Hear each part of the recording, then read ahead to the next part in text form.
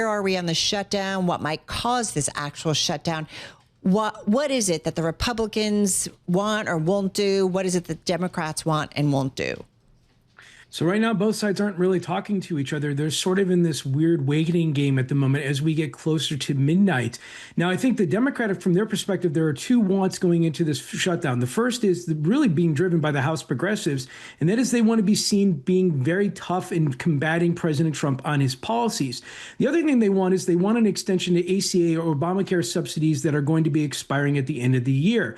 From the Republican perspective, their wants are a little bit different. They've already passed via the House what is known as a clean CR that gets us through November 20th. And generally speaking, the party that passes that clean CR feels that they have a moral high ground. Now, I woke up this morning thinking that there was a chance that we would not go into a government shutdown and that something would happen to make a deal. But as we get closer and closer to midnight, it begins to sound like both parties feel that they are in the best political position possible and that both sides think that a shutdown will end up helping them politically. And that's usually what happens when you have a shutdown. So if a shutdown does occur, we'll wake up tomorrow and we'll have to deal with the short-term impacts because I don't think this is going to go more than a week or so. I think really the next real negotiation point, if the government shuts down, will be next week when the House Republicans return. Well, Nathan, what are the political implications of a government shutdown? You said both sides think that a shutdown will help their own side, but what are the implications? We have a little bit of history to look to. Yeah, absolutely. I mean, one of the best case scenarios is go back to the Tea Party of 2013. And there's this very similar playbook that it's happening to that. Now, from the Democratic perspective, they want to be able to essentially combat President Trump. Their approval ratings, not that good at the moment.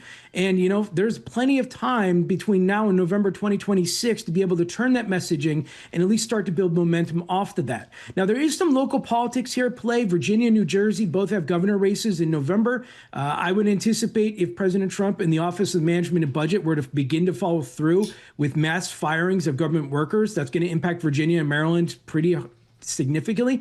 I would expect those policymakers to come in and say, maybe we should stop this and turn things around here. But if the shutdown occurs and Democrats start to take the blame, then I think you'll see those politicians in Virginia and New Jersey get a little nervous. It's like you just delivered a ball into my court perfectly. You mentioned the OMB, which takes us to Russell Vought. Max, you wrote an in-depth profile earlier this year, back in April. It was a big take. You talked about the architect behind President Trump's imperial presidency. Vought, not usually out in front in the Oval Office or at a White House press conference, and yet he was yesterday afternoon, along with the Republican leadership. He was front and center. He went to the mic, made some comments outside the White House after that meeting in the White House with minority leaders. Remind us who this guy is. He's very, very influential when it comes to the Trump White House. Yeah, as you said, Carol, he is the head of the Office of Management and Budget. But I think more importantly, he is one of these kind of behind the scene intellectuals who helped shape this presidency, who worked on Project 2025, who basically after Trump's last term spent 4 years essentially planning for what this presidency was going to look like. And Trump, and we talked about this a lot, at the beginning of the year, but Trump was unusual because all these people around him had a long time to plan. And a big part of the plan, of course, is massive cuts to the budget and massive cuts, crucially, to the federal workforce. We saw a little bit of that, or more than a little, I'd say, with Doge and Elon Musk's efforts, and this has been going back and forth. But a budget shutdown, a government shutdown, would be a huge opportunity for Vought and for people who are sort of aligned in this direction to do something that they've wanted to do for a very long time, which is essentially take a bite out of the federal government. So what is this opportunity, Max, for him, for his role at OMB, but also his role in Project 2025 and shaping what he wants the presidency to look like? So the ideological idea is that there is this kind of like fourth branch of government, like, you sometimes hear people talk about the deep state or something like that. This is the idea that there are civil servants who are operating outside of the realm of the president, who are just doing whatever they want. This is an attack, of course, that Donald Trump sort of pioneered during his first presidency when he would complain about the deep state.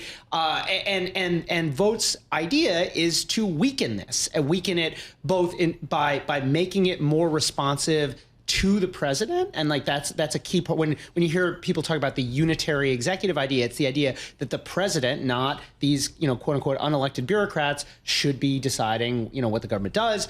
But also because there's going to be there's they've wanted to fire people for a long time, and you're going to have a government shutdown. You could imagine Vought and others inside of the Trump administration seeing this as an opportunity to do something very drastic and blame it on the Democrats and be able to say, hey, this wasn't, because it didn't really work during the Doge episode, because people got mad at Elon Musk, and you had a lot of Democrats sort of beating the drum about saying, oh, you're waiting for Social Security to talk to somebody at the Social Security office. That's Elon Musk did that, and that made Musk very unpopular. It also caused Trump to kind of back off. He had talked initially about using a chainsaw, and then he was like, oh no, we're actually using a scalpel. But now, if we have a government shutdown and the Trump administration is able to blame it on Democrats, then maybe that gives them the ability to try to do something more drastic they weren't able to do earlier. So Nathan, come in. How exactly do these job cuts work in a government shutdown? And this isn't just something specific to a Trump White House, right? I mean,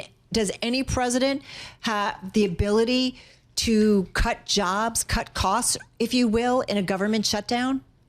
Well, obviously this is a new legal issue that's going to most likely come up if it happens. But one thing that we've already noted is that Russ Vought, when he's provided guidance to agencies in terms of deeming who is essential and who is not essential, he said specifically that those individuals that are working on reduction in force plans should be deemed essential. And there's this theory out there that if the Congress isn't available to essentially do its job, then the White House has to come in and step in and do it for them.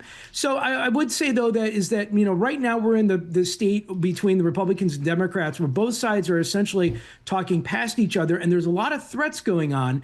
But I would also remind folks that Doge cuts weren't popular with just the average American because of the reasons Max was laying out there.